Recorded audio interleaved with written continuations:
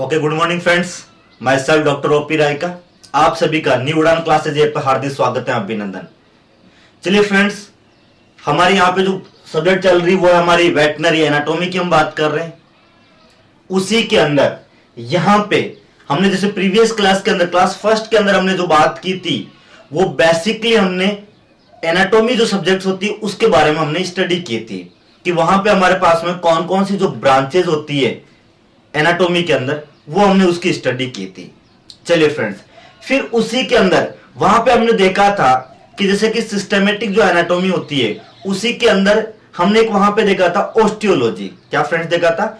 Osteology. What is the osteology?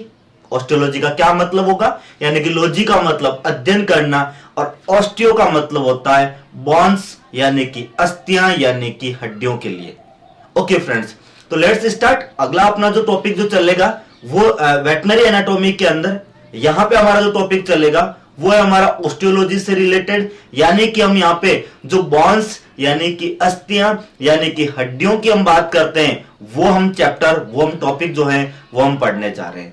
तो चलिए friends, हमारी क्लास नंबर 2 जो चल रही है यहाँ पे वो हमारी है कि बेसिकली जो जितनी भी बोन्स यानी कि हड्डियां या अस्थियों की हम बात करेंगे उनकी हम स्टडी करने वाले हैं।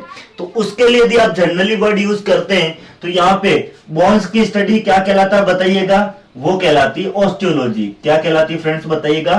ऑस्टियोलॉजी। यानी कि हम यहाँ पे पढ़ रहे हैं बोन्स यानी कि हड्डियों की जो स्टडी यानी कि उसका हम अध्ययन यहाँ पे करने जा रहे हैं। तो सबसे फर्स्ट इसी के अंदर हमारे यहाँ पे जो टॉपिक स्टार्ट हो रहा है वो सबसे पहले हम बेसिकली हम देखेंगे पूरी एनाटॉमी के अंदर यहाँ पे हम कुछ टर्मिनोलॉजी यूज करने वाले हैं। क्या यूज करने वाले फ्रेंड्स बताइएगा?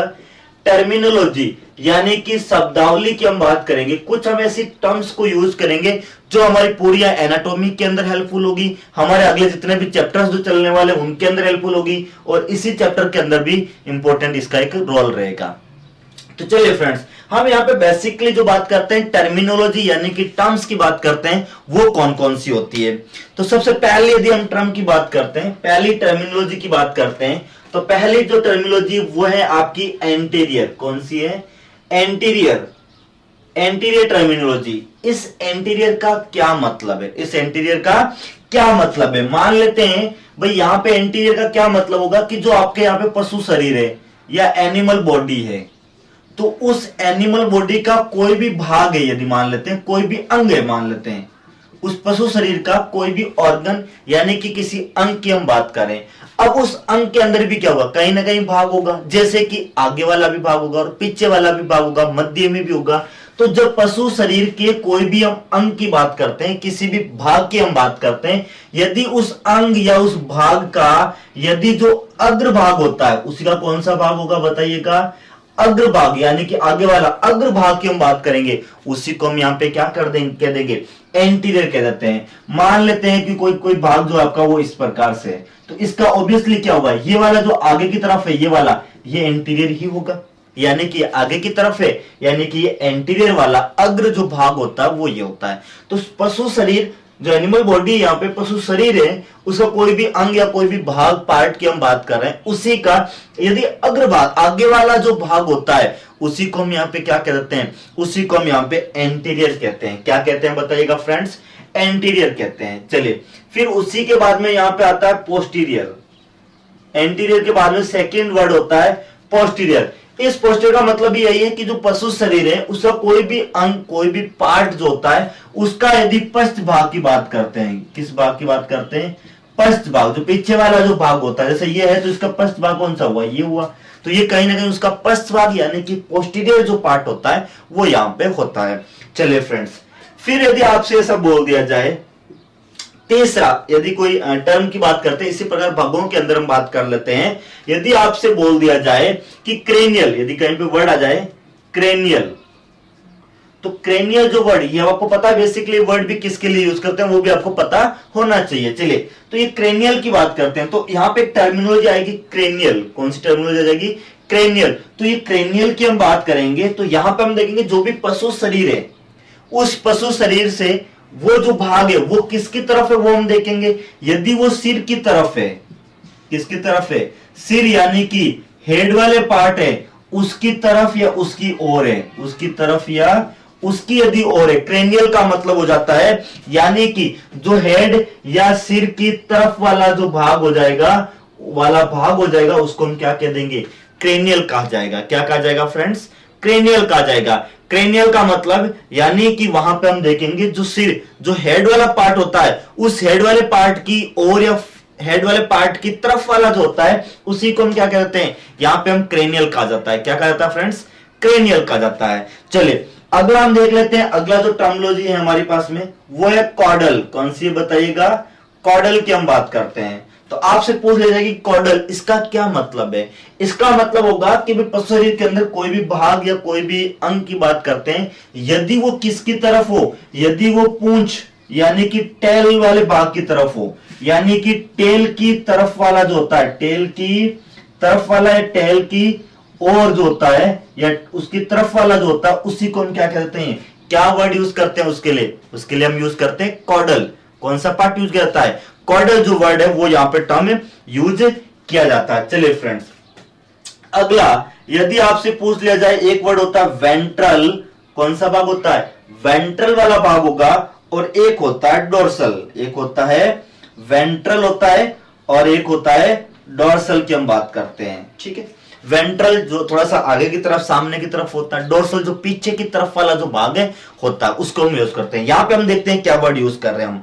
ठीक है, तो यहां पे हम देखेंगे डोर्सल की बात करते हैं। तो डोर्सल क्या होगा, मतलब शरीर का वह भाग या शरीर का वह हिस्सा हो जाएगा या शरीर की वह सतह होगी, यानी कि जो पशु शरीर है उस शरीर की वो सरफेस, वो जो सतह होगी, वो सरफेस या वो सतह जो आसमान की तरफ हो, जो आसमान की तरफ हो। यदि आप यहाँ पे पशु शरीर की बात करेंगे, मान लेते हैं पशु शरीर की संरचना जो होती है वो इस प्रकार से है। ठीक है, ये बेसिकली समझा रहा हूं मैं आपको, है ना। ओके, तो ये वाला जो क्या होगा, हेड वाला पार्ट होगा, ये नेक वाला पार्ट होगा, ये बैक यानी कि पीठ वाला भाग होता है, वर्टिब्रल कॉलम होगी, या तो लेग्स वाले भाग की हम बात करेंगे इस प्रकार से। आगे समझ। चलिए तो हम यहाँ पे देख रहे हैं कि भाई आप ये बोल दिया जाए कि भाई जो डॉर्सल है, तो डॉर्सल पर शरीर की कौन सतह हो जाएगी, तो शरीर की वो सरफेस हो सकते जो आसमान की तरफ हो, यानी कि आसमान इस तरफ है तो ये आसमान की तरफ है। तो यहाँ पे आसमान की तरफ वाला कौन सा भाग हो गया, आप यहाँ पे देख रहे हैं कि जो नेक, जो गर्दन वाला भाग है वो भी किस तरफ है, वो आसमान की तरफ है, यानी कि इसकी डोर्सल पार्ट हो जाएगा। फिर हम बेक यानी कि पीठ की बात करते हैं, पीठ वाला जो पार्ट है वो किस तरफ है, वो कहीं ना कहीं यहाँ पे किस तरफ है, यानी कि वो आसमान की तरफ है। यानी कि डोर्सल की बात करते हैं, वो सरफेस होती है जो पशु शरीर के अंदर जो आसमान की तरफ हो, यानी ऊपर की तरफ, यानी आसमान की तरफ होती है। ठीक है, तो वो डोर्सल सरफेस यहाँ पे होती है। जैसे कि एग्जाम्पल की हम बात कर लेते हैं। एग्जाम्पल अभी क्या देखा था आपने, जैसे कि गर्दन की हम बात करते हैं या हम पीठ की बात कर रहे हैं, गर्दन की बात कर रहे हैं या पीठ की बात कर लेते हैं। अगला हम देख लेते हैं वेंट्रल वाला भाग, कि वेंट्रल कौन सा होगा। वेंट्रल कौन सतह हो जाएगी, जो शरीर, जो पशु शरीर की वो सरफेस, वो सतह जो किस तरफ हो, वो जमीन की तरफ हो, जो किसकी ओर हो, वो जमीन की तरफ हो, अर्थ की तरफ, जमीन की तरफ, नीचे की तरफ, यानी कि जमीन की तरफ होगी, उसे हम क्या कह देंगे, उसे हम कहते हैं वेंट्रल सरफेस कहते हैं। कौन सी कहते हैं, वेंट्रल सरफेस कहते हैं। आपको पता है कि इनके क्या होते हैं, एक तो अग्रपाद होंगे, अग्रपाद होते हैं, और पीछे की तरफ पश्चपाद होते हैं।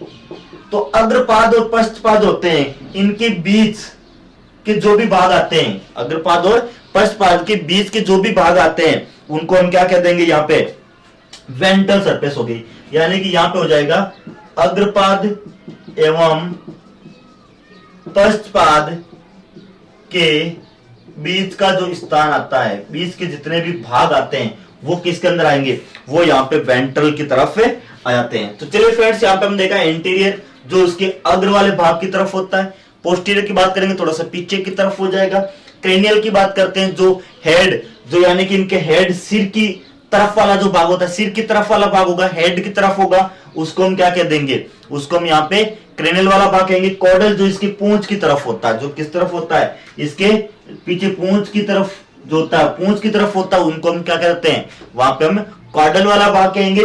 वेंट्रल वाला भाग यानी कि वो सरफेस जो किसकी तरफ हो, आसमान की तरफ हो, यानी कि जैसे कि गर्दन है, पीठ है, ये इधर की तरफ है ना, वेंट्रल वाला भाग, तो इसको हम वेंट्रल कहते हैं।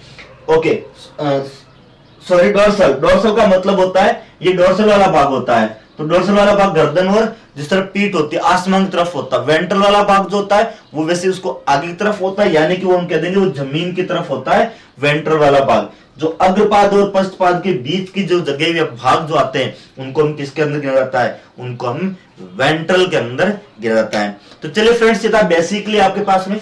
इसी के अलावा और भी शब्दावली जो हमारे पास में, ये आपको कुछ शब्दावली जो याद रखनी, जैसे कि इंटीरियर है, जैसे कि पोस्टीरियर है, जैसे कि क्रेनियल है, जैसे कि कॉर्डल है, जैसे कि वेंट्रल है, और जिस प्रकार से वेंट्रल और डोर्सल की भी हम बात यहाँ पे कर लेते हैं। ओके फ्रेंड्स, अगला हम देख लेते हैं कि एक आगे होती है यहाँ पे सरफेस की हम बात कर लेते हैं। जो भी अगले जो पॉइंट हैगा एफ जी की बात कर लेते हैं। ओके, जैसे कि सरफेस की हम बात करते हैं, तो कौन सरफेस होगी, जैसे कि आपको बोल देते हैं मीडियन सरफेस, मीडियन या मीडियल सरफेस भी कहते हैं। तो मीडियन वाला जो भाग की हम बातें कर लेते हैं, तो मीडियन भाग की बात करते हैं। तो मीडियन क्या होता है, आपको पता है वैसे मीडियन का हम बेसिकली क्या यूज करते हैं यहाँ पे, यहाँ प्लेन जो होता है उसका तल या काट जो होता है वो एक अलग वर्ड है, बट यहाँ पे हम मीडियन की बात करेंगे। हम एक मीडियन सरफेस की बात करते हैं, यानी कि पशु शरीर के अंदर एक वो surface median, median word generally हम किसके लिए यूज करते हैं, हम जनरली यूज करते हैं किसके लिए, मध्य की यूज करते हैं। किसके लिए करते हैं, मध्य।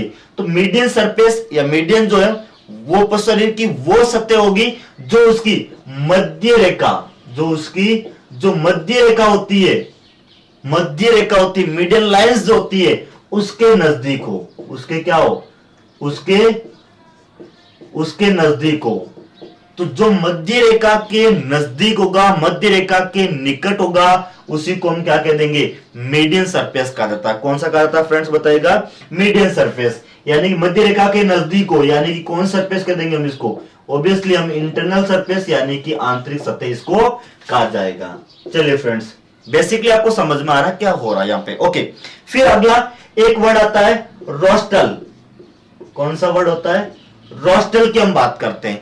ये जो रोस्टल वर्ड है ये यहाँ पे किसके लिए यूज किया गया है, तो यहाँ रोस्टल की बात करते हैं, यानी कि जो रोस्टल जो वर्ड होता है ये रोस्टल वर्ड हम किसके लिए यूज करेंगे, यानी कि जो नाक की तरफ वाला जो भाग होता है, यानी कि नोज की तरफ वाला होता है, नाक की तरफ वाला, आगे समझो, नोज नाक वाले भाग के आसपास जो स्थित होता है, यानी कि जो की तरफ या नाक के पास वाली जो सरफेस होती है उसको हम कहते हैं रोस्टल सरफेस। कौन सी कहा जाता है बताइएगा फ्रेंड, उसको हम कहा जाता है रोस्टल सरफेस की हम बातें कर लेते हैं। चलिए अगला हम देखते हैं, अगला आपसे पूछ ले जाए पामर, कौन सरफेस होगी, पामर सरफेस कौन सी होती है, एक होती है पामर भी होती है और एक होती है प्लेंटर होती है। तो पामर और दूसरी जे जो होती है वो होती है प्लेंटर। कौन सी होती है, पामर और प्लेंटर।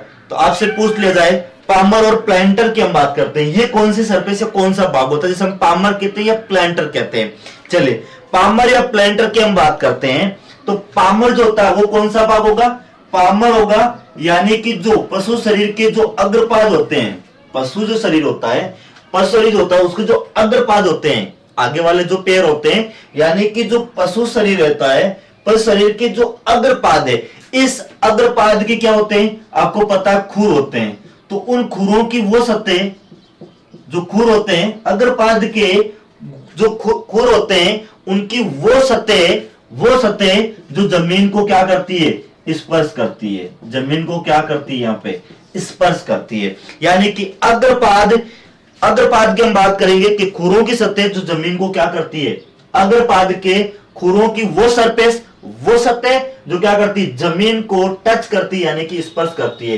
तो यहाँ पे जो आते हैं इस प्रकार से, तो ये वाला जो भाग होते हैं यहाँ पे, उनको हम क्या कहते हैं, यानी कि उनको हम पामर कहते हैं। चलिए फ्रेंड्स, अगला आपसे पूछ ले जाए कि प्लेंटर क्या होता है, तो सेम चीज है, प्लेंटर की बात करेंगे। अब पामर जो होता है, याद रखिएगा, पामर जो है वो अग्रपाद है, फोर लिम्स जो होते हैं, फोर लिम्स होते हैं, उनसे संबंधित है कौन? पामर। ओके, प्लांटर की हम बात करते हैं, ये समय होता है पश्चपाद, पीछे वाले पैर जो होते हैं। तो पश्च शरीर के पश्चपाद, प्लांटर जो संबंधित है वो किससे संबंधित है? यानी कि पश्चपाद, पीछे वाले पैरों, यानी कि हिंड लिम्ब से संबंधित है। हिंड जो लिम्ब है यानी कि पश्चपाद उससे संबंधित। तो पश्चपाद के खुरों की वो सतह जो क्या करती है? जमीन को स्पर्श करती है। जो क्या करती है? जमीन को स्पर्श करती है। क्या करती है भाई? जो जमीन को स्पर्श करती है, उसी को हम क्या कह देंगे? प्लांटर सरफेस या प्लांटर हम कहा जाता है।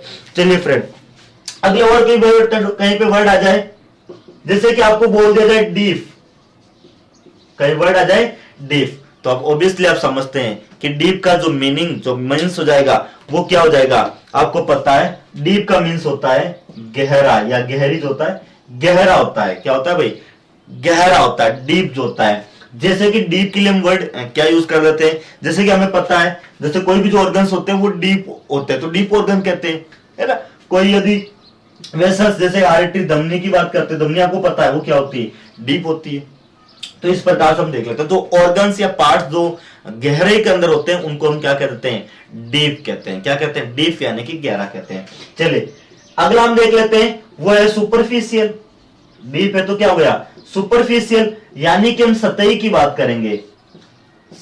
सुपरफिशियल, अब आपसे मतलब पता चल गया कि जो क्या हो? सुपरफिशियल हो, यानी कि सतही हो, यानी कि शरीर के ऊपर जो सरफेस होती है, सतह जो होती है, उस सतह के ऊपर प्रेजेंट होता है। जैसे कि आपको पता, जो वेन होती है, जो सिरा होती है, वो क्या होती है? वो सुपरफिशियल होती है, सतह पे होती है। ओके, जबकि आर्टरी की बात करते हैं वो डीप होती है, यानी गहरी होती है। ओके फ्रेंड, अगला हम बात कर लेते हैं। ओके, अगला होगा जैसे कि विसरल। जैसे कि विसरल की बात करते हैं, और आपको पता है विसरल की हम बात करते हैं। विसरल किसे कहते हैं?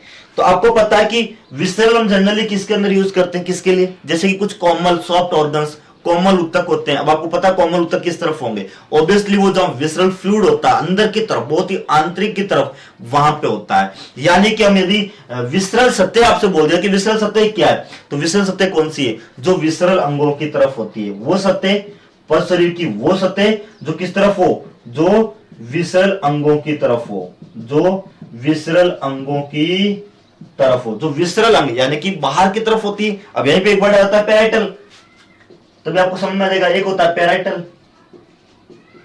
पैराइटल को हम जनरली कहते हैं परिधीय। क्या कहा जाता है? परिधीय, वो सतह, वो सरफेस जो क्या होती है? विसरल अंगों से दूर होती है। विसरल अंगों से यहां से क्या हो जाएगी?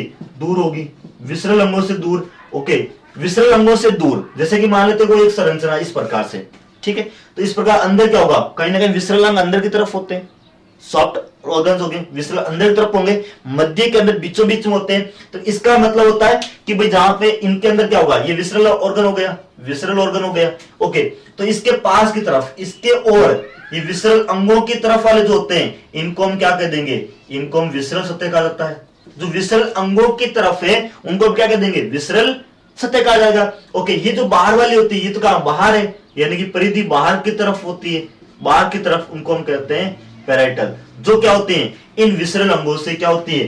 दूर होती है, उनको हम पैराइटल कहते हैं। विसरल अंगों की तरफ होता है या विसरल अंगों की ओर होता है, उसको हम कहते हैं विसरल। वर्ड यूज क्या होता है? तो चलिए फ्रेंड्स, बेसिकली आपके पास में यहां पे कुछ वर्ड्स थे जो किस प्रकार से आपने यहां पे समझे हैं। तो चलिए फ्रेंड्स, यहां हमने बेसिकली हमने बात की कि कौन कौन से भाग, जैसे कि एंटीरियर अग्र वाला, पोस्टीरियर पीछे वाला, क्रेनियल सिर की तरफ, कोडल जो पूंछ की तरफ वाला यूज करते हैं हम, ठीक है। ओके, इसके अलावा डोर्सल की हमने बात की। तो डोर्सल सरफेस कौन सी होती है? कि भाई जो पश्च होता है, उस पश्च जो सतह किसकी तरफ हो? आसमान की तरफ हो, तो वो डोर्सल कहलाती है। जैसे कि पश्च में, जैसे कि नेक गर्दन वाला भाग है, बेक पीठ वाला भाग है। ओके, वेंट्रल की हम बात करते हैं, वो सतह, पश्च की वो सतह जो किस तरफ हो? जमीन की तरफ हो। अग्रपाद और पश्चपाद के बीच की जगह की हम बात कर लेते हैं। चलिए, ओके, इसके अलावा एक होती है लेटरल भी होती है। ओके, जैसे हमने मीडियन की बात की, तो यहां पे हम एक वर्ड यूज कर लेते हैं, एक होती है कौन सी? लेटरल की बात करते हैं। यहां पे एक वर्ड यूज कर लेते हैं, इस जगह पे एक होती है लेटरल होती है। कौन सी होती है? लेटरल होती है। वो सतह जो क्या होती है? मध्य रेखा से दूर होती है, जो मध्य रेखा से क्या होती है? दूर होती है, यानी कि आपको पता है जो पार्श्व में होती है, यानी कि जो बाहर की तरफ होगी या जो साइडों में लेटरल साइड में होगी, तो उसको हम क्या कर देंगे, लेटरल सरफेस कहा जाएगा। ओके, इसके अलावा हमने देखा कि यहाँ पे मीडियन प्लेन, मीडियन सरफेस की बात कर लेते हैं। तो मीडियन सरफेस क्या है? मीडियन सरफेस वही सरफेस है जो मध्य रेखा के कहां होती है, मध्य रेखा जो मीडियन जो मध्य रेखा होती है, मिडिल लाइंस होती है, उस मिडिल लाइंस की क्या होती है, नजदीक होती है यहाँ पे। ओके, फिर हम बात करते हैं लेटरल, जो इसे दूर होती है। रोस्ट्रल, रोस्ट्रल जो वर्ड होता है वो नाक की तरफ या नाक के पास की तरफ होता है। पामर, पामर कहां होगा, यानी पामर वर्ड हमें किसके लिए यूज किया गया यहाँ पे, याद रखेगा, अग्रपाद की। किसके लिए? पामर जो है वो अग्रपाद के लिए। जैसे पाम में हथेली होती है, हथेली कहां होती है, अग्रपाद में होती है ना, जैसे। ओके, तो हमारा तो हथेली अग्रपाद में होती है, लेकिन पशुओं के अंदर भी हम पामर वर्ड कहां यूज किया गया, अग्रपाद के लिए।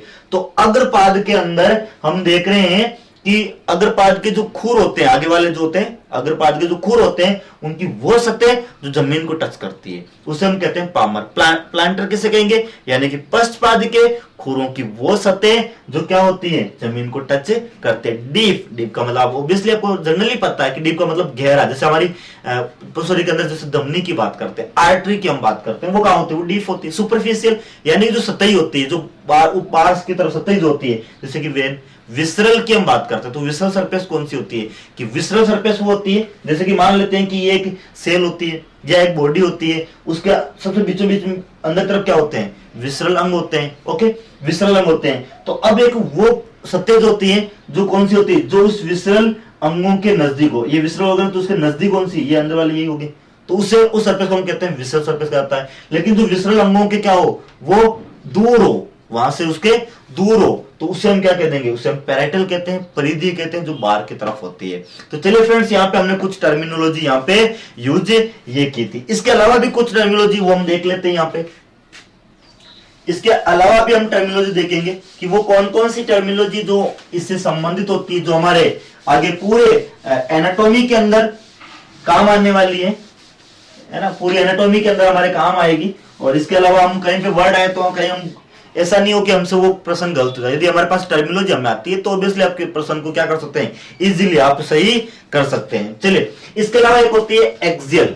कौन सी होती है, आपसे बोल दिया जाए कि एक्सियल की बात करते हैं, तो एक्सियल क्या होती है, जो मध्य रेखा की ओर होती है। एक्सियल क्या होती है, जिसे हम कहते हैं मध्य जो रेखा होती है उसकी ओर होती है, या मध्य रेखा के जो नजदीक होती है, उसी को हम कहते हैं एक्सियल। यानी कि आप सरफेस की बात करेंगे, सतह की यदि बात करते हैं, तो एक्सियल सतह कौन सी होती है, एक्सियल सरफेस कौन सी होती है, वो जो मध्य रेखा की ओर होती है, मध्य रेखा के नजदीक होती है, उसी को हम क्या कहते हैं, एक्सियल कहते हैं। इसका एक वर्ड होता है एबैक्सियल। कौन सा वर्ड होता है, एबैक्सियल वर्ड होता है। इस एबैक्सियल का मतलब क्या हो जाएगा, जो क्या होती है, मध्य रेखा से क्या हो जाएगी, दूर हो जाएगी।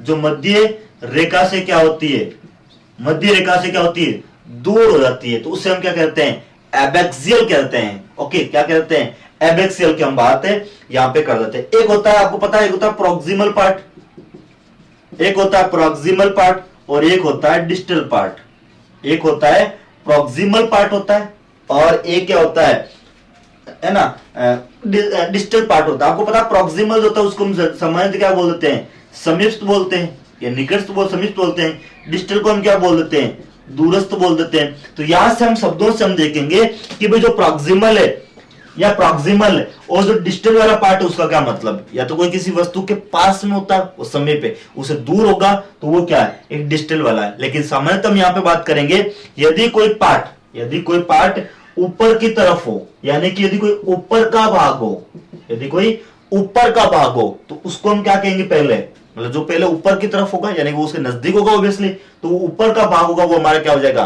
प्रोक्सिमल भाग होता है। कौन सा भाग होता है, प्रोक्सिमल भाग होता है। इसका मतलब आपको पता है, ऊपर का भाग मतलब पशुओं के अंदर ऊपर के भाग का मतलब होता है जो कशेरुदंड के नजदीक हो, जो कशेरुदंड के क्या हो, समीप हो, यानी कि कशेरुदंड के क्या हो, नजदीक हो। डिस्टल का मतलब क्या होगा, ऑब्वियसली ऊपर का भाग है तो ये क्या हो जाएगा, नीचे का भाग होता है, जो क्या होता है, कशेरुदंड से दूर होता है, कशेरुदंड से क्या होता है, दूर हो जाता है। तो इसको हम क्या कह देते हैं, डिस्टल वाला पार्ट कहते हैं। चलिए फ्रेंड, इसके अलावा भी आपको पता है और भी कुछ वर्ड होता है, जैसे कि सुपीरियर, जैसे कि एक होता है सुपीरियर और एक होता है इंफीरियर, नाम से ना, सुपीरियर, सुपर, इंफीरियर, आगे समझ।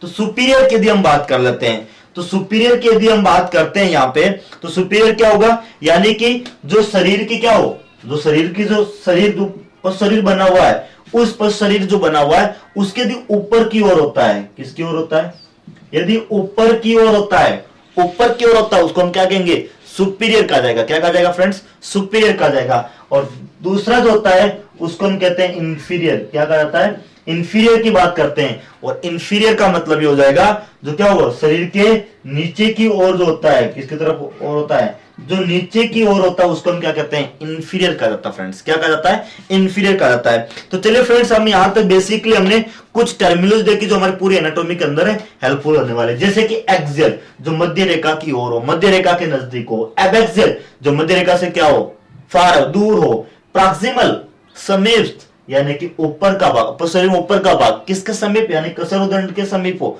ऊपर का भाग जो होता है। ओके, डिस्टल यानी कि दूरस्थ की हम बात करते हैं, क्या जो समीप भाग है जो ऊपर की तरफ है, ओके, थोड़ा सा नीचे की तरफ होगा वो डिस्टल कहलाएगा, कि वो थोड़ा सा दूर हो जाता है वहां से, तो कसरुदंड से दूर होता है। सुपीरियर जो शरीर के यानी कि जो ऊपर की तरफ होता है उसे हम सुपीरियर कहते हैं, जो नीचे की तरफ होता है इंफीरियर कहते हैं। जैसे आप पता है सुपीरियर वेना के वहां जो ऊपर वाले भाग की क्या लेके आती है, यानी कि वो वहां से इंफीरियर वेना का जो नीचे की लेके आती है। तो इस प्रकार से हम समझते हैं कि हमने यहाँ पे कुछ टर्मिनोलॉजी, कुछ शब्दावली की हम बात करते हैं, वो हमने यहाँ पे यूज की है। तो चलिए फ्रेंड्स, ये थी हमारी कुछ बेसिकली जो हमारी पूरी एनाटॉमी के अंदर आने वाली कुछ यहाँ पे टर्मिनोलॉजी शब्दावली थी जो हमने यहाँ पे कंप्लीट की है। तो चलिए फ्रेंड, अगला हम देखने वाले हैं यहाँ पे, अगला जो हमारा हो जाएगा वो है हमारी बॉन्ड टर्मिनोलॉजी होगी। कुछ हम बात करेंगे यहाँ पे बॉन्ड टर्मिनोलॉजी की, यानी कि हमारे जो इस अस्थि वाले भाग के अंदर भी क्या होती है, कुछ हमारी जो टर्मिनोलॉजी यहाँ पे आती है। तो ये जो पढ़ेंगे वो क्या होगी, हमारी बॉन्ड टर्मिनोलॉजी होगी। बॉन्ड टर्मिनोलॉजी पढ़ने वाले हैं, यानी कि जो अस्थियों के अंदर अस्थि शब्दावली, यानी कि जो हमारी बॉन्ड्स के अंदर, ऑस्टियोलॉजी के अंदर जो हमारी हेल्पफुल है, उस हम टर्मिनोलॉजी की हम यहाँ पे बातें करने वाले हैं। ऑस्टियोलॉजी के अंदर बाकी हमने वैसे वो टर्मिनोलॉजी पढ़ी थी, वो भी हमारे काम, पूरी एनाटॉमी में काम आएगी, बॉन्ड्स वाले चैप्टर के अंदर तो आएगी, वो भी वहां पे हेल्पफुल है। ओके, तो अगले हम और टर्मिनोलॉजी की बात करते हैं, कुछ जो हमारे इस चैप्टर ऑस्टियोलॉजी के अंदर भी बहुत सारी मेनली जो होती है वो ये ऑस्टियोलॉजी के अंदर जो हेल्पफुल होने वाली ये बॉन्ड जो टर्मिनोलॉजी हम पढ़ने जा रहे हैं। तो चलिए फ्रेंड्स, हम सबसे पहले यहां पे हम देखेंगे कि कौन कौन से यहाँ पे हमारे पास में कुछ टर्मिनोलॉजी हम देखने हैं जो हमारे ऑस्टियोलॉजी के अंदर हमारे क्या होगी, हेल्पफुल होगी। ओके फ्रेंड, यहाँ पे भी आप एक पढ़ सकते हैं, जो हम प्लेन्स की बात करते हैं कि कौन कौन से जो काट, कौन कौन से जो तल होते हैं वो हमारे यहाँ पे हेल्पफुल होते हैं। तो देख लेते हैं, यहाँ पे भी वो भी देख सकते हैं हम। चलिए पहले हम टर्मिनोलॉजी देख लेते हैं, है ना, ज्यादा इंपॉर्टेंट है, पहले हमें टर्मिनोलॉजी देखना बहुत जरूरी है। ओके, तो सबसे पहले टर्मिनोलॉजी की हम बात कर लेते हैं यहाँ पे। वो पहली टर्मिनोलॉजी वो है हमारी प्रोसेस। कौन सी है, प्रोसेस, जिसे हम सामान्यतः हिंदी में कहते हैं प्रवर्ध कहा जाता है। क्या कहा जाता है बताइएगा, प्रोसेस, यानी कि हम प्रवर्ध की हम बात करते हैं। इस प्रोसेस या प्रवर्ध की यदि हम बात करते हैं, इसका मतलब क्या है कि भाई जो सामान्य जो हड्डी होती है, बॉन होती है, उसका सामान्य उभार जो होता है, सामान्य यदि उभार है, यदि अस्थि या हड्डी का क्या हो गया भाई, जो सामान्य उभार होता है उसको हम क्या कहते हैं, हड्डी का सामान्य जो उभार होता है उसको हम क्या कहते हैं, प्रोसेस, यानी कि हम प्रवर्ध की हम बात करते हैं वो कहते हैं। इसका मतलब हम एक डायग्राम से समझते हैं कि कहीं पे कुछ वर्ड आएगा तो हम वहां पे समझ सकते हैं। चलिए मैं एक छोटा सा डायग्राम बना रहा हूं यहाँ पे, उससे हम समझेंगे कौन सा भाग कहां कहां पे होता है।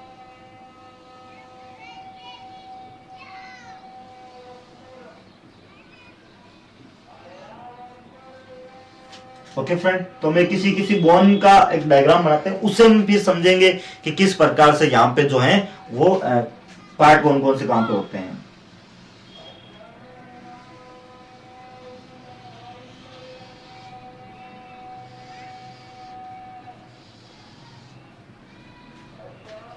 ओके फ्रेंड, तो हम सबसे पहले लेते हैं प्रोसेस, यानी कि कुछ प्रवर्ध की हम बात करते हैं। प्रोसेस यानी कि प्रवर्ध की बात करते हैं। तो प्रवर्ध होता है क्या, यानी मैंने कहा कि हड्डी का एक सामान्य जो उभार होता है उसको कहते हैं। इसके अलावा भी हम कह सकते हैं प्रोसेस का मतलब होता है कि भाई पेशी के जुड़ने के लिए, भाई पेशी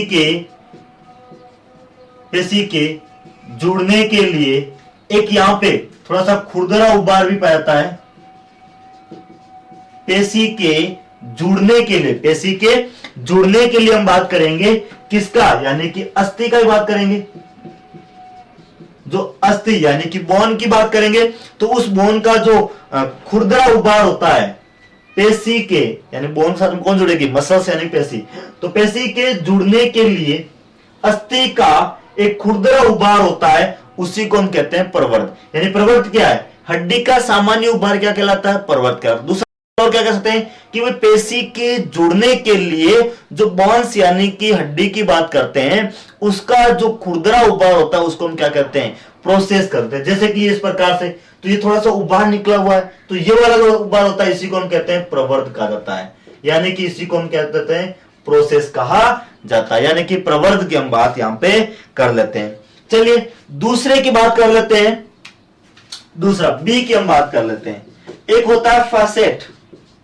क्या होता है, फासेट यानी कि फलक की बात करते हैं। फासेट यानी कि हम फलक की बात करते हैं। तो फलक क्या होता है कि ये अस्थि का एक समतल विशिष्ट स्थान होता है। समतल विशिष्ट स्थान हो जाएगा यहां पे, यानी कि अस्थि का एक समतल एक विशिष्ट स्थान होगा जहां पे क्या होगा, जो हड्डियों के लिए क्या हो, संधिबद्ध हो, यानी वहां जुड़ने के लिए। तो अस्थि के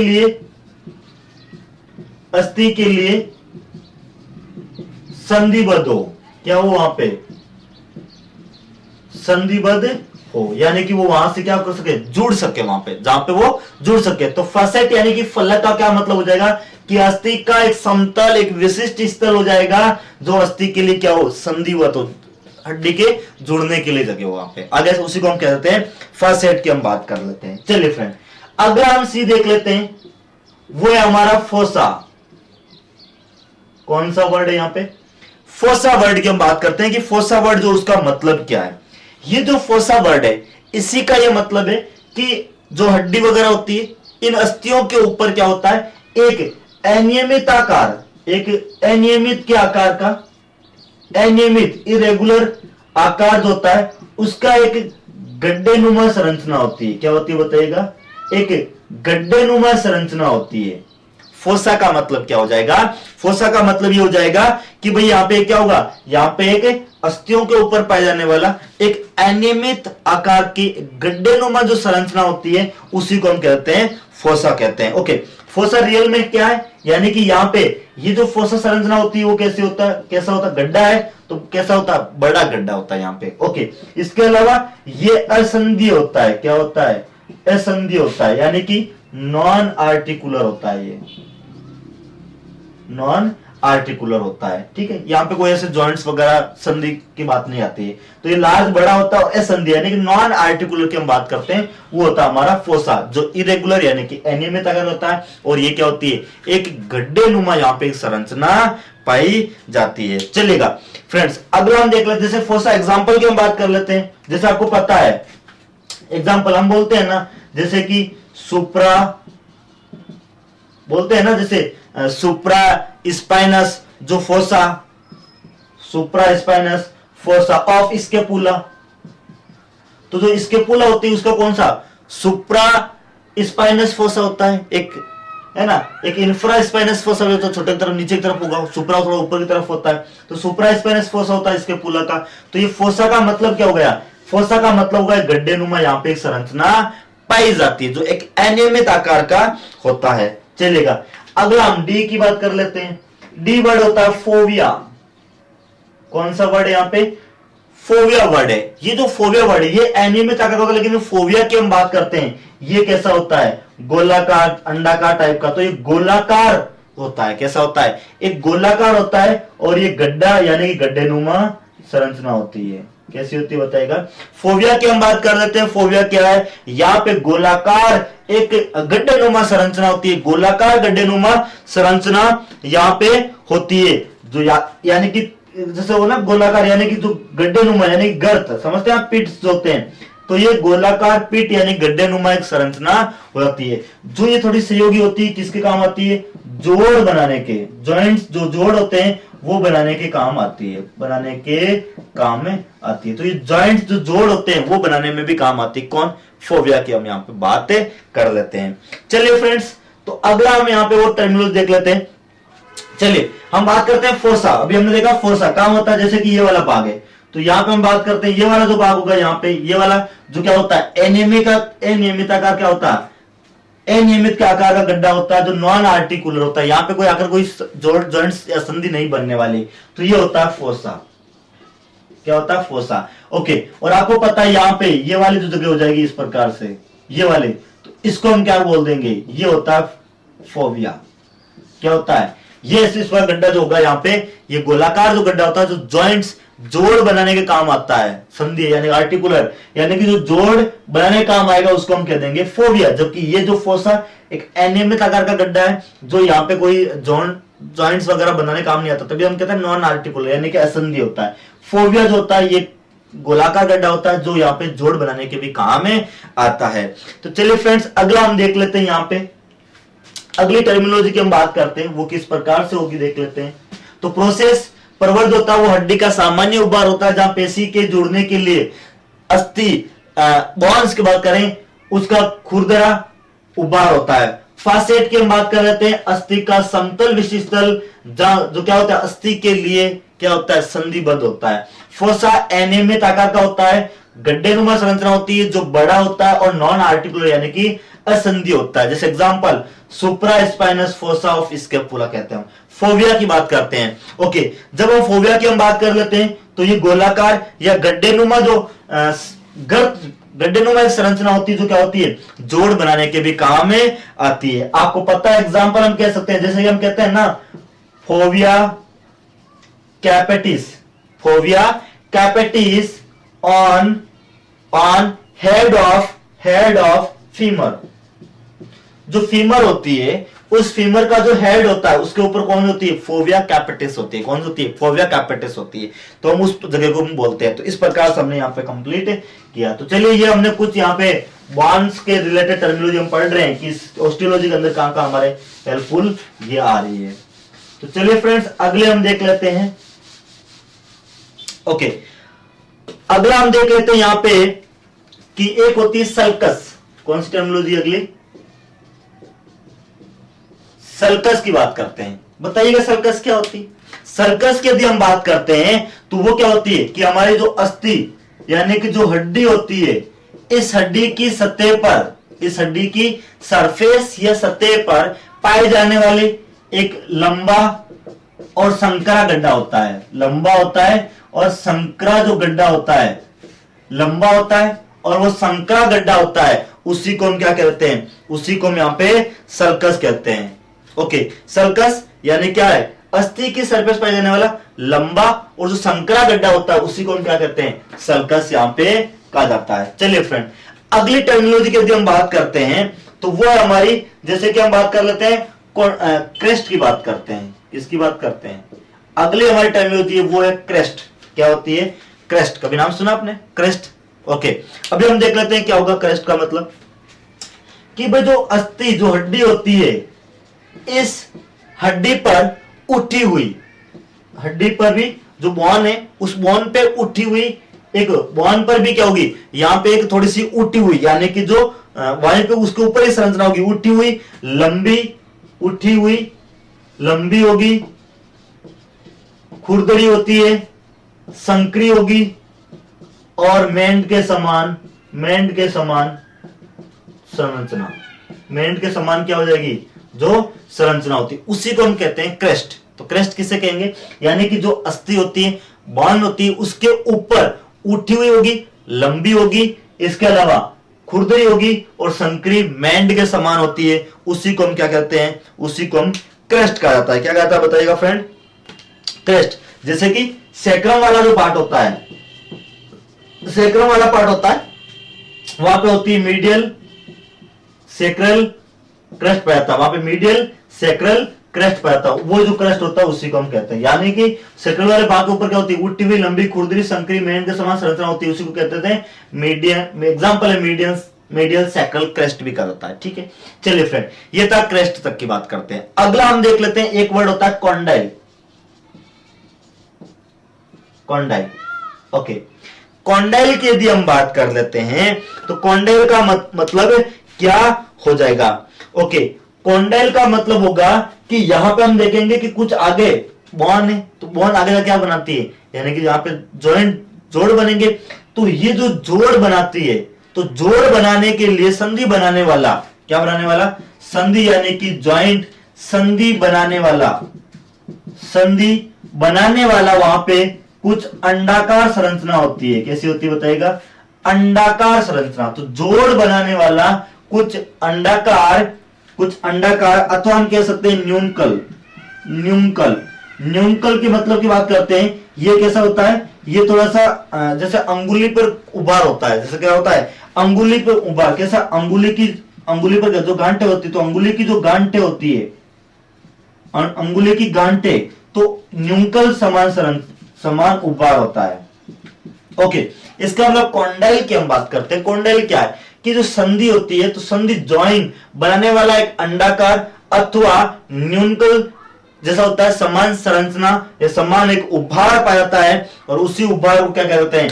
कॉन्डाइल कहता है। यानी कि संधि बनाने वाला एक अंडाकार अथवा न्यूनकल, अंगुली गांठें समान उभार पाता है, उसी को हम क्या कहते हैं? जैसे ये बाहर की तरफ आया हुआ है, तो ये बाहर तरफ आया, तो इसको क्या कहते हैं? इसी को कॉन्डाइल कहा जाता है। क्या कहता है?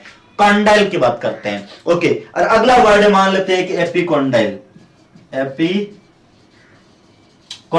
तो आपको पता है कि जो कॉन्डाइल होता है, तो कॉन्डाइल के ऊपर, उसके कॉन्डाइल के ऊपर पाया जाने वाला जो उभार होता है, वो कॉन्डाइल के भी ऊपर की तरफ क्या होता है? एक उभार पाया जाता है, उसी को कहते हैं एपी। एपी वर्ड होता है ना, जैसे बाहर के लगाते हैं उसको ऊपर की तरफ। ओके, तो यहां पे सल्कस, लंबा संकरा डंडा हो जाएगा। क्रेस्ट, उठी हुई लंबी खुरदरी संकरी मेड के समान संरचना हो जाएगी। कॉन्डाइल, संधि बनाने वाला अंडाकार अथवा न्यूनकल समान उभार, जो अंगुली घंटे नुमा संरचना, भी अंगुली के ऊपर घंटे नुमा संरचना वैसे होता है, कॉन्डाइल होता है। और इस कॉन्डाइल के ऊपर पाया जाने वाला जो उभार होता है, उसी को कहते हैं एपिकॉन्डाइल कहा जाता है। चलिए फ्रेंड, तो अगले हम टर्मिनोलॉजी की ओर बात करने जा रहे हैं यहां पे। ओके, तो अगली टर्मिनोलॉजी जो ऑस्टियोलॉजी के अंदर इंपॉर्टेंट हमारी टर्मिनोलॉजी है, उसकी हम बात यहां पे करने वाले हैं। ओके, जैसे कि आपने एक वर्ड सुना, फोरामन।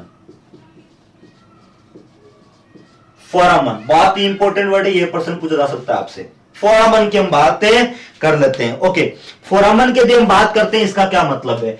फोरामन जो होता है, ये क्या होता है? एक छिद्रनुमा संरचना होती है। क्या होती है? एक छिद्रनुमा संरचना होती है, जहां से क्या होती है? जहां से रक्त, जो क्या करती है? जो रक्तवाहिनियों एवं नर्व्स, तंत्रिकाओं को प्रवेश करवाती है। यानी कि फोरामन का मतलब होता है छिद्रनुमा संरचना होगी, जो क्या करती है? जिसके अंदर से क्या होगी? रक्तवाहिनियां और तंत्रिकाएं जो होती है, ब्लड वेसल्स की बात करेंगे, नर्व्स की बात करेंगे, वो उसके अंदर से गुजरती है, प्रवेश करती है। तो इस प्रकार से छोटा सा यहाँ पे जैसे कि ऐसे होता है, तो इसी को हम कहते हैं फोरामन कहता है। क्या कहता है? फोरामन की बात करें तो फोरामन एक छिद्रनुमा संरचना होती है, जिसके अंदर से क्या होती है? Blood vessels, arteries, veins, capillaries, ठीक है, या जो नर्व्स होती है, वो क्या करती है? प्रवेश करती है। जिससे क्या होगा? उस पूरे भाग क्या करती है वहां पे, यानी कि जैसे कि ब्लड वेसल्स, रक्तवाहिनियां, तो कहीं ना कहीं रक्त की सप्लाई करेगी, वो तंत्रिका की सप्लाई भी यहाँ पे करती है। तो चलिए फ्रेंड्स, यहाँ पे बेसिकली था कि एक फोरामन की हमने बात की, छिद्रनुमा संरचना होगा, जो ब्लड वेसल्स या नर्व, रक्तवाहिनियों को तंत्रिकाओं को क्या करती है? प्रवेश करवाती है, उसके अंदर से प्रवेश कर देता है। ये फोरामन की हमने बात यहाँ पे की है। तो चलिएगा, अगला हम बात कर लेते हैं। एक वर्ड होता है स्पाइन। क्या वर्ड होता है बताइएगा? स्पाइन की बात करते हैं। क्या होता है ये? एक नुकीला स्पाइन जो होता है, वो एक नुकीला और एक तीखा उभार पाया जाता है। अस्थियों में पाया जाने वाला कहीं पे भी जो नुकीला या जो तीखा उभार होता है, उसको हम क्या कहते हैं? स्पाइन। जैसे कि फोरामन जो क्या करती है, यानी कि जो रक्तवाहिनियां या किसको, तंत्रिकाओं को प्रवेश करती है। जैसे आपने वर्ड सुना फोरामन मैग्नम की बात करते हैं, तो फोरामन मैग्नम हुआ ना, तो वो क्या करती है, वहां से रक्त वाहिनियां और जो तंत्रिकाओं की बात करते हैं उनको वहां पे क्या करती है, वहां से प्रवेश कर देती है। ओके, अगला हमारा वर्ड है स्पाइन, जो क्या होता है यहाँ पे नुकीला होता है या जो तीखा उबार होता है उसको हम बोलते हैं। जैसे कि स्केपुला के ऊपर होता है तो स्केपुलर स्पाइन कहा जाता है, स्केपुला के ऊपर पाया जाने वाला स्केपुलर स्पाइन पाया जाता है वहां पे। तो वहां पे क्या होता है, एक स्केपुला के ऊपर एक तीखा उबार पाया जाता है, उसे हम कहते हैं स्केपुलर स्पाइन। जो नुकीला होता है और तीखा उबार होता है उसी को हम कहते हैं स्पाइन की हम बातें कर लेते हैं। चलिए अगला हम बात कर लेते हैं ट्यूबेरोसिटी, ट्यूबेरिकल्स यानी जो होती है ट्यूबेरोसिटी की हम बात करते हैं। ओके, ट्यूबेरोसिटी की हम बात कर लेते हैं। क्या होता है कि आपको पाया यहाँ पे होता है कि अस्थि पर पाया जाने वाला, अस्थि पर यानी कि जो बान होती है उसी पर पाया जाने वाला एक बड़ा गोलाकार संरचना होती है, बड़ी मतलब अस्थि की संरचना पाया जाने वाला बड़ा और गोलाकार, और कैसा होता है याद रखिएगा, वो असंधीय स्थिति होती है, नॉन आर्टिकुलर होती है, असंधीय। तो असंधीय संरचना होती है। ट्यूबरोसिटी की हम बात करते हैं, अस्थि पर पाए जाने वाली संरचना है वो बड़ी होगी, गोलाकार होती है और नॉन आर्टिकुलर असंधीय संरचना होती है, उसी को हम क्या कहते हैं, ट्यूबरोसिटी की हम बात कर लेते हैं। जैसे कि ह्यूमरस के ऊपर होती है, जो ह्यूमरस होती है, शरीर के अंदर जो ह्यूमरस होती है उसके ऊपर क्या होती है, ट्यूबरोसिटी पाई जाती है। जैसे कौन कौन सी, वहां पे एक ग्रेटर होती है और एक लेजर ट्यूबरिकल्स की बात करते हैं। ट्यूबरोसिटी ऑफ ह्यूमरस, ग्रेटर और lesser tubercles and tuberosity of humerus के ऊपर भी पाई जाती है। चलिए अगला एक फ्रेंड्स वर्ड होता है, टर्मिनोलॉजी होती है नोच। क्या होती है, नोच, जिसे हम सामान्यतः क्या कहते हैं, खांच का जाता है। नोच यानी कि यदि हम खांच की बात करते हैं, इसका खांच का मतलब होता है कि जो अस्थि यानी कि जो बाण की बात करते हैं, जो अस्थि यानी कि खांच की बात, अस्थि की बात करते हैं, उस अस्थि की जो बॉर्डर सतह होती है, कौन सतह होती है, यानी कि जो बॉर्डर जो सरफेस होती है, उस बॉर्डर सरफेस यानी कि बॉर्डर पर पाए जाने वाला एक कटाव होता है, दांतेदार कटाव होता है। कैसा होता है बताएगा, दांतेदार कटाव पाया जाता है। दांतेदार क्या होता है, दांतेदार कटाव, यानी कि अस्थि की जो बॉर्डर होती है, अस्थि की जो बॉर्डर होती है उस बॉर्डर पर दांतेदार यदि कटाव पाता है उसी को क्या कहता है, नोच कहा जाता है। किसी को कहा जाता है, नोच कहा जाता है। जैसे कि अल्ना के ऊपर होता है, जैसे कि जो अल्ना होती है उसके ऊपर एक नोच पाया जाता है। और कैसा होता है वो, सेमी लूनर, अर्धचंद्राकार, यानी कि उसके ऊपर क्या पाया जाता है, सेमी लूनर नोच ऑफ अल्ना। अल्ना के ऊपर पाया जाने वाला अर्धचंद्राकार जो नोच होता है, तो नोच हुआ ना, तो नोच क्या मतलब वहां पे कि वो उस अस्थि अल्ना के ऊपर पाया जाने वाला, उसकी बॉर्डर पे पाया जाने वाला, कहां पे, बॉर्डर पे पाया जाने वाला दांतेदार यदि कटाव होता है उसी को हम क्या कहते हैं, उसी को हम यहाँ पे नोच कहा जाता है। तो चलिए फ्रेंड्स, यहाँ पे हम बेसिकली बात कर रहे थे कि कौन कौन सी यहाँ पे ये जो भाग, कौन कौन सी यहाँ पे टर्मिनोलॉजी की बात की। फोरामन छिद्रनुमा संरचना होती है जिसके अंदर ब्लड वेसल्स, रक्त वाहिनियों की बात करेंगे, और तंत्रिका नर्व्स की बात करते हैं, वो प्रवेश करती है। स्पाइन नुकीला तीखा उबार पाया जाता है। ट्यूबरोसिटी यानी कि जो अस्थि के ऊपर पाई जाने वाली बड़ी या गोलाकार असंधीय संरचना होती है उसी को हम क्या कहते हैं, ट्यूबरोसिटी। खांच अस्थि की बॉर्डर पर पाए जाने वाले दांतेदार कटाव होता है उसी को हम क्या कहते हैं, नोच यानी कि खांच कहा जाता है। तो चलिए फ्रेंड, अगले हम टर्मिनोलॉजी की हम यहाँ पे बात करने वाले हैं। अगली टर्मिनोलॉजी की हम बात कर लेते हैं यहाँ पे, वो टर्मिनोलॉजी हमारी जैसे कि ट्रोकेलिया, क्या होती है, ट्रोकेलिया की हम बात कर लेते हैं। अगली हमारी जो है वो है ट्रोकेलिया। ट्रोकेलिया की हम बात करते हैं, तो ट्रोकेलिया क्या होता है, ट्रोकेलिया की यदि हम बात करते हैं, ओके, जैसे कि आपको इस तरफ वाला होता है, ये ट्रोकेलिया होता है। कैसे क्या होता है देख लेते हैं पहले। ओके, ट्रोकेलिया की यदि हम बात करते हैं तो ट्रोकेलिया होती क्या है, यानी कि ये जो हड्डी यानी कि बॉन की बात करते हैं, अस्थि की बात करते हैं, उन पर क्या होती है, एक ग्रूवदार सतह होती है। कैसी होती है बताएगा, एक सतह होती है, यानी कि बॉन अस्थि के ऊपर पाई जाने वाली एक ग्रूवदार सतह होती है, जो कैसी होती है, किसी समान होती है, याद रखिएगा, जो पुल्ली होती है। क्या होती है, पुल्ली, जिसे हम गरारी भी कहता है। तो पुल्ली जो होती है, गरारी जो होता है उसके समान संरचना होती है। तो अस्थि की ग्रूवदार सतह जो होती है उस पे पाई जाने वाली एक पुल्लीनुमा या गरारीनुमा, पुल्लीनुमा या गरारीनुमा जो समान संरचना पाई जाती है उसी को हम क्या कहा जाता है, ट्रोकेलिया कहा जाता है। क्या कहता है बताएगा, ट्रोकेलिया कहा जाता है। तो ट्रोकेलिया का मतलब क्या हो जाएगा कि अस्थि की जो ग्रूवदार सतह होती है उस ग्रूवदार सतह पर पाई जाने वाली एक पूली या ग्रहणीनुमा जो संरचना होती है उसी को हम क्या कहते हैं, ट्रोकिया कहते हैं। एग्जाम्पल का भी नाम सुना आपने, जैसे कि ये होती है ह्यूमरस के ऊपर होती है, कहां होती है, तो ह्यूमरस के, तो trochlea of distal end of humerus. जो ह्यूमरस होती है उस ह्यूमरस का जो डिस्टल पीछे वाला जो एंड होता है, डिस्टल एंड होता है, वहां पे क्या पाया जाता है, ट्रोकिलिया संरचना पाई जाती है। जहां पे पूली या ग्रारीनुमा संरचना होती है, पूली या ग्रारीनुमा संरचना होती है, उसको क्या कहते हैं, ट्रोकिलिया यहाँ पे कहा जाता है। अब याद रखना ये वर्ड पूली यही होती है, ट्रोकिलिया होती है यहाँ पे।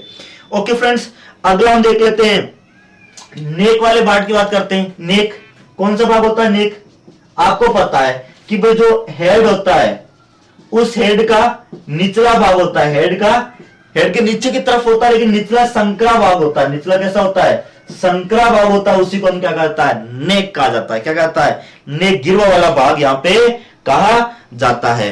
ओके, एक वर्ड और होता है जैसे ट्रोकले, तो जैसे एक वर्ड होता है ट्रंकेटर। क्या होता है, एक वर्ड और होता है ट्रंकेटर।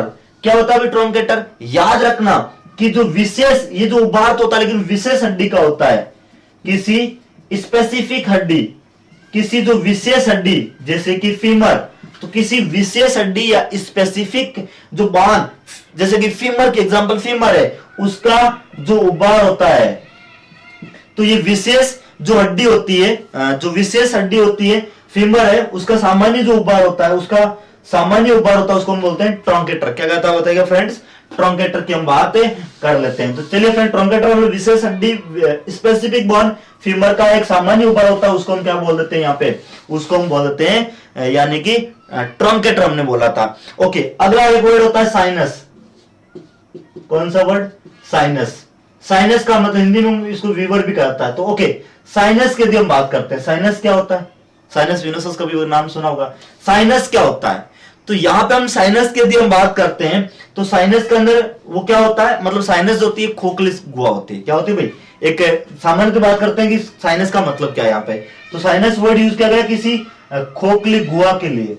खोखला स्थान कह सकते हैं, खोखली गुहा की हम बात करते हैं। लेकिन जो साइनस है उसको हम पूरा क्या कहेंगे, या वो क्या हो सकती है, हवा युक्त हो सकती है, उसके अंदर क्या हो सकती है, उस गुहा के अंदर क्या हो सकती है, हवा हो सकती है, हवा, या इसके अंदर कोई सीक्रेशन, कोई स्राव हो सकता है, तो हवा हो सकती है, या कोई स्राव, उसके अंदर कोई सीक्रेशन हो सकता है। यहाँ पे क्या होता है, सीक्रेशन युक्त वाली खोखली जगह कह सकते हैं, खोखला स्थान कह सकते हैं, और खोखली गुहा कह सकते हैं, कैविटी कह सकते हैं, वो होती है हमारी साइनस होती है। आगे समझ क्या होती है, साइनस की हम बात करते हैं। आगे समझ, जैसे कि फ्रंटल वाले साइनस होती है, फ्रंटल वाले भाग के अंदर भी क्या होती है, साइनस यहाँ पे होती है। तो चलिए फ्रेंड्स, अगला हम देख लें यहीं पे, साइनस एक गुहा होती है जिसके अंदर हवा युक्त या स्राव युक्त क्या होती है, खोखली जगह, खोखला स्थान जो होती है, उसी को हम क्या कहते हैं, यानी कि उसी को हम क्या कहते हैं यहाँ पे,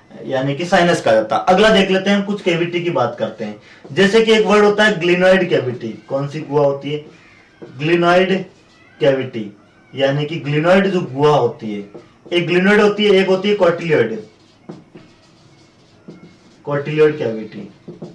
ओके, हम बात करेंगे ग्लिनॉइड कैविटी की, और दोनों याद साथ में जाएगी, एक तो ग्लिनॉइड कैविटी भी और कॉटिलियड कैविटी, एक याद रख लो, दोनों में से हो जाएगी। ग्लिनॉइड कैविटी की भी हम बात करते हैं, तो ग्लिनॉइड जो कैविटी होती है वो क्या होती है, याद रखना, वो छोटी होती है। ग्लिनॉइड कैविटी जो गुहा होती है, क्या होती है, गुहा होती है, लेकिन गुहा कैसी होती है, जो छोटी गुहा होती है। गुहा कैसी होनी चाहिए, कैविटी छोटी होनी चाहिए और कम गहरी होनी चाहिए। क्या होनी चाहिए, छोटी होनी चाहिए और कम गहरी होनी चाहिए, उसी को हम क्या कहते हैं, ग्लिनॉइड कैविटी कहता है। ऐसी कैविटी किस अंदर पाई जाती है, इसके पुला के अंदर पाई जाती है, इसके पुला। तो जो गुहा जो छोटी होती है और कम गहरी होती है, उसको हम ग्लिनॉइड कैविटी कहते हैं। ओके, कॉटिलियड कैविटी वो गुहा जो क्या होती है, छोटी नहीं होकर के क्या हो जाएगी, बड़ी हो जाएगी। क्या वो कम गहरी नहीं, वो ज्यादा गहरी होती है, ज्यादा यहाँ पे गहरी होती है। ओके, एग्जाम्पल की बात करते हैं, ऐसी गुहा किसके अंदर पाई जाती है, जैसे कि पाई जाती है हिप बोन के अंदर। जो हिप बोन होती है वहां पे पाई जाती है, हिप बोन जो होती है वहां पाई जाती है। इसके अलावा ऑस जो कॉक्सी होता है, कॉक्सीजेल वाला ऑस कॉक्सी होता है, उसके अंदर भी क्या होती है, कौन सी कैविटी पाई जाती है, ग्लिनॉइड कैविटी यहाँ पे पाई जाती है। तो चलिए फ्रेंड्स, ये थी हमारे बॉन्ड टर्मिनोलॉजी जो हमारे ऑस्टियोलॉजी और एनाटॉमी के अंदर जो पहले हमने पढ़ी थी वो हमारे पूरे एनाटॉमी के अंदर काम आने वाली है। बट ये जो पढ़ी थी हमने पूरी हमारे कहां आएगी, ऑस्टियोलॉजी यानी कि बॉन्ड्स की हम स्टडी करेंगे, उसके अंदर हमारे पास इंपॉर्टेंट जितनी भी टर्मिनोलॉजी थी उनकी हमने बात यहाँ पे कर लिया। तो thank you, have a nice day.